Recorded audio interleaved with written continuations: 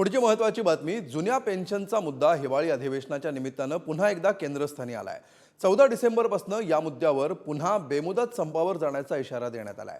अधिवेशनामध्ये कर्मचाऱ्यांनी काढलेल्या मोर्चामध्ये उद्धव ठाकरे देखील सहभागी झाले। आपण मुख्यमंत्री असतो तर जुन्या पेन्शनसाठी आंदोलनाला बसायची वेळ कर्मचाऱ्यांवर आली नसती असं उद्धव ठाकरे म्हणाले। तर संघटनांशी चर्चा करू आणि विधानसभा निवडणुकीच्या आधी याबाबत निर्णय घेऊ असं सरकारनं स्पष्ट केलंय।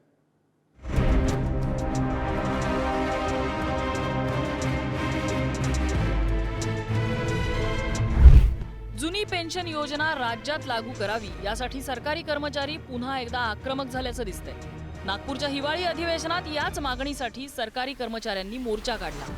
जुन्या पेन्शन योजनेसाठी 14 डिसेंबर पासून सरकारी आणि निमसरकारी तसंच शिक्षक कर्मचारी संपावर जाणार असल्याचं जाहीर करण्यात आलंय। उद्धव ठाकरे यांनी या आंदोलनाला भेट दिली, त्यावेळी सरकारी कर्मचाऱ्यांवर आलेली ही वेळ एकनाथ शिंदे यांच्यामुळेच आल्याचं त्यांनी सांगितलं।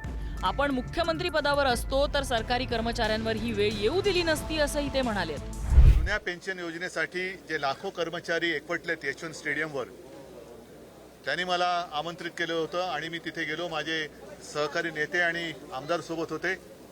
शिवसेनेने त्यांच्या मागणीला पूर्ण पाठिंबा दिलेला आहे आणि एवढंच नव्हे तर त्यांच्या लढ्यामध्ये शिवसेना सुद्धा त्यांच्या सोबत राहील हे वचन मी त्यांना दिलेलं आहे। त्याच्यामुळे मला असं वाटतं की लवकरात लवकर या सरकारने निवडणुकीच्या टाइम टेबलाची वाट न पाहता यांची जी मागणी आहे जुनी पेन्शन योजना ती अंमलात आणावी, ती लागू करावी, सुरू करावी।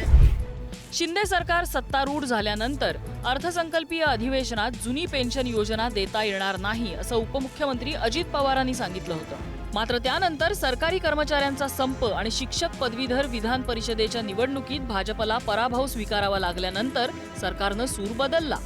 जुनी पेन्शन योजना न स्वीकारता नवा पर्याय देण्याचा विचार असल्याचे संकेत मुख्यमंत्री एकनाथ शिंदे यांनी दिले होते।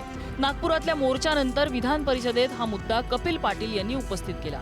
कर्मचारी संघटनांशी चर्चा करू, मात्र त्यासाठी सरकारला मुदत देण्याची गरज असल्याचं उपमुख्यमंत्री देवेंद्र फडणवीसांनी सांगितलंय। तर विधानसभा निवडणुकीच्या आधी जुन्या पेन्शन योजनेचा प्रश्न मार्गी लागेल असंही उपमुख्यमंत्री अजित पवार म्हणाले।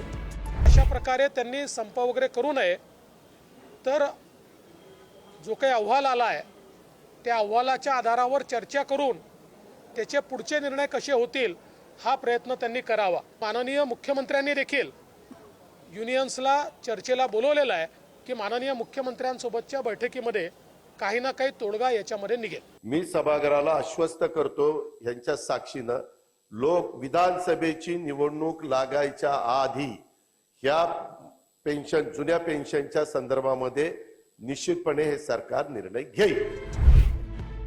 आता ही जुनी विरुद्ध नवी पेन्शन योजना हा वाद काय आहे तेही समजावून घेऊया। जुन्या पेन्शन योजनेत पगारातून कोणतीही कपात नाही, तर नव्या पेन्शन योजनेत कर्मचाऱ्यांच्या पगारातून 10% डीए कपात होते। जुन्या पेन्शन योजनेत जनरल प्रॉव्हिडंट फंडाची सुविधा आहे, तर नव्या पेन्शन योजनेत जीपीएफ ची सुविधा जोडलेली नाही।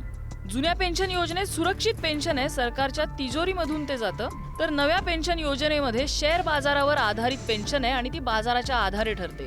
जुन्या पेन्शन योजनेत निवृत्ती वेळी मूळ पगाराच्या 50% निश्चित पेन्शन आहे, तर नव्या योजनेमध्ये निवृत्ती वेळी निश्चित पेन्शनची हमी नाही। जुन्या योजनेमध्ये 6 महिन्यानंतर महागाई भत्ता लागू होतो, तर नव्या योजनेत 6 महिन्यांनंतर मिळणारा महागाई भत्ता नाही। जुन्या योजनेत 20 लाखांपर्यंतची ग्रॅच्युइटी सुद्धा मिळते, तर नव्या योजनेत या ग्रॅच्युइटीची तात्पुरती तरतूद आहे। जुन्या योजनेत सेवेदरम्यान मृत्यू झाल्यास कुटुंबाला पेन्शन देण्यात येते, तर नव्या योजनेत कौटुंबिक पेन्शन आहे, योजनेत जमा पैसे जप्त होतात। जुन्या योजनेत सेवानिवृत्तीवर जीपीएफ, व्याजावर आयकर नाही, तर नव्या योजनेत शेअर बाजाराच्या पैशांवरती कर आहे। जुन्या योजनेत जीपीएफ मधून कोणतीही गुंतवणूक नाही, तर नव्या योजनेत एनपीएस फंडातून 40% पैसे गुंतवावे लागतात। स्वाभाविकच जुन्या पेन्शन योजनेसाठी सरकारी कर्मचारी आग्रही आहेत। आता महाराष्ट्रात याबाबत काय काय घडलंय तेही समजून घेतलं पाहिजे। 2005 साली काँग्रेस राष्ट्रवादी सरकारच्या काळात जुनी पेन्शन योजना बंद करण्याचा निर्णय झाला। 2005 नंतर रुजू झालेल्या कर्मचाऱ्यांना जुन्या पेन्शन योजनेतून वगळण्यात आलं। राज्यात 2005 नंतर सेवेत असलेले 7,50,000 कर्मचारी आहेत। जुनी पेन्शन योजना लागू व्हावी यासाठी कर्मचाऱ्यांचा अनेक वर्षांपासूनचा लढा आहे। 14 मार्च ते 21 मार्च 2023 या काळात सरकारी कर्मचारी संपावर गेले होते। राज्याच्या तिजोरीवर मोठा परिणाम होणार असल्यानं फडणवीसांनी या योजनेला नकार दिला. मार्चच्या संपानंतर समिती स्थापन करण्याचा निर्णय झाला. या समितीच्या शिफारशीनुसार जुनी पेन्शन योजना लागू करण्याचं आश्वासनही दिलं गेलं. पेन्शनबाबत नवीन धोरण आणलं जाईल असं मुख्यमंत्री एकनाथ शिंदेंनी आश्वासन दिलं होतं. सरकारने स्थापन केलेल्या समितीचा अहवाल सरकारकडे आला. समितीच्या शिफारसींबाबत सरकारी कर्मचाऱ्यांशी चर्चा करणार असंही आश्वासन मिळालं होतं. या जुन्या पेन्शन योजनेचा वाद देशातही तापलेला आहे. काँग्रेसच्या काही सरकारांनी जुनी पेन्शन योजना लागू करण्याचा निर्णय घेतलाय. ज्या राज्यात जुनी पेन्शन योजना लागू करण्यात आली त्याचा काय परिणाम झाला हेही तपासण्यात येणार आहे. लोकसभा निवडणुका तोंडावर असल्यानं केंद्र सरकार याबाबत वेगळा विचार करतंय, त्याकडेही राज्य सरकारचं लक्ष आहे. दुसरीकडे जुनी पेन्शन योजना लागू केल्यास राज्य सरकारवर त्याचा मोठा आर्थिक बोजा पडेल असा इशारा आरबीआयनं दिलाय. 2005 सालानंतरचे कर्मचारी 2031 नंतर निवृत्त होतील.